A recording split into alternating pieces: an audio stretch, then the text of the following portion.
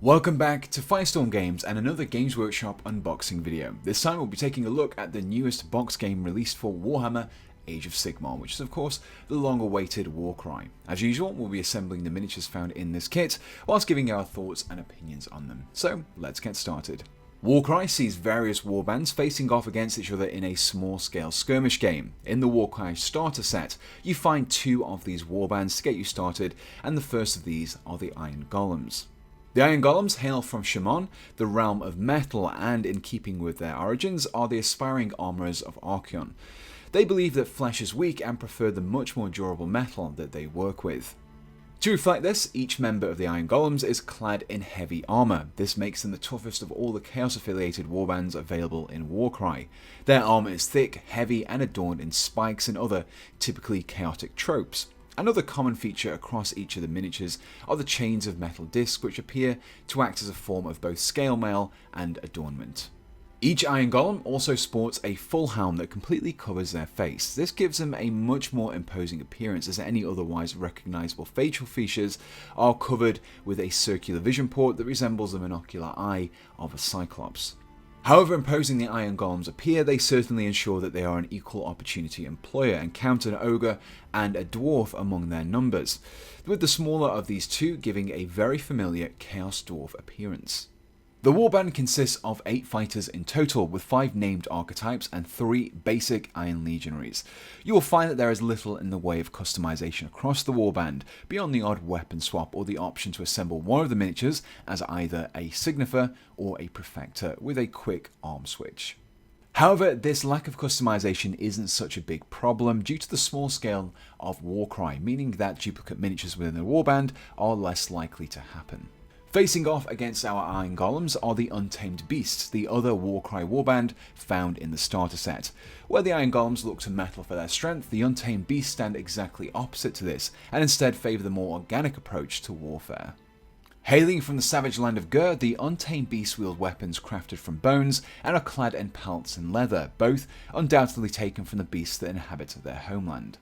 Joining the Untamed Beasts is a somewhat tamed beast known as the Rocktusk Prowler, which can only be described as a saber-toothed lion with goat's horns for that added lethality. The inclusion of this companion further emphasises how this warband looks to the beasts for their fighting style and equipment.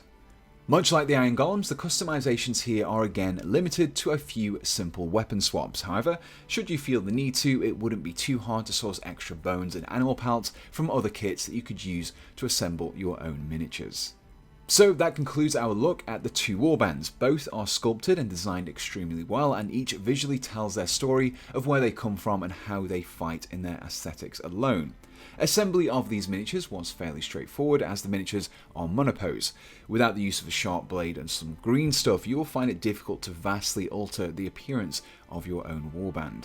This is unfortunate, as it would have been great to craft a truly unique warband that you can use throughout a campaign. However, I do believe that this is probably intentional so as to allow players to easily grasp which model is which at a quick glance, therefore reducing the potential confusion during games. So with the warbands looked at, let's move on to the Chaotic Beasts. The 8 points, the area that the battles in Warcry take place, is deadly even without the constantly warring groups. Various beasts inhabit the area, including the half-turkey, half-velociraptor, known as the Raptorix, and the well-known Furies, both of which are included in the box. The Warcry box set contains 6 of each of these beasts, built from 3 unique sculpts of Raptorixes and Furies. Much like the warbands, these are also monopose miniatures, but quite simple and straightforward to assemble.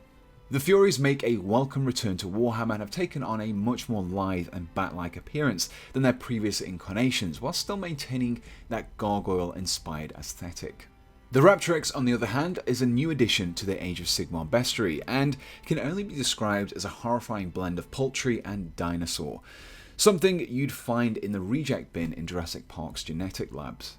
Their powerful taloned legs propel them low across the ground, while they use their feathered and also clawed wings to remain level. Their arsenal of weaponry is rounded off with a sharp beak and a spiked tail for good measure. The Raptorix also sports a neck frill, further reinforcing their prehistoric link, while simultaneously linking them to other Chaos Beasts, the Fleshstones of Khorne in particular. These additional Chaos Beasts really help to add some interesting mechanics to your games, as well as looking great. It'll be interesting to see how many of these miniatures make their way into Chaos armies in the future. With the beast covered, next up we have the scenery. Finally, we have a whole heap of scenery designed to represent the shattered landscape of the 8 points. The scenery is completely new, and while it is currently unique to Warcry, it could easily be used in your games of Age of Sigmar. It bears some similarities to the Azure Ruins kit, but the walls are a little chunkier, have a greater level of detail and more verticality due to the inclusion of some ruined floors and walkways. Additionally, the scenery has also been designed to represent its situation in an area overrun by chaos. For example, the ruins have been supplemented and modified with crude spiked barricades, and a watchtower has been built upon the fallen statue of Sigmar. What strikes me is just how much scenery you receive in the box. You get more than enough to fill out the 22-inch by 30-inch playing area that Warcry uses, something which is very important for a small-scale skirmish game like this. The scenery is for the most part modular. The wall sections are individual panels and can be arranged how you see fit. However, if you're planning on using the battlefield cards, you may want to ensure that your configuration match the suggested builds so you can match your terrain setup precisely.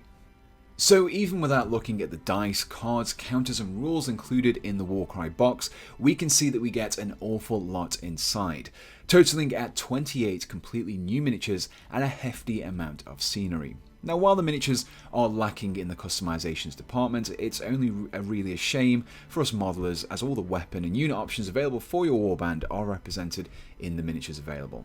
So if you're looking for an entirely new self-contained game set in the world of Age of Sigmar, or you're just simply looking out to bulk out your scenery and miniatures collection, then Warcry is a great choice for you. You can pick up a set for yourself on the Firestorm Games webstore, which is currently available for pre-order at 15% off the RRP, and you can find a link to its page in the description below.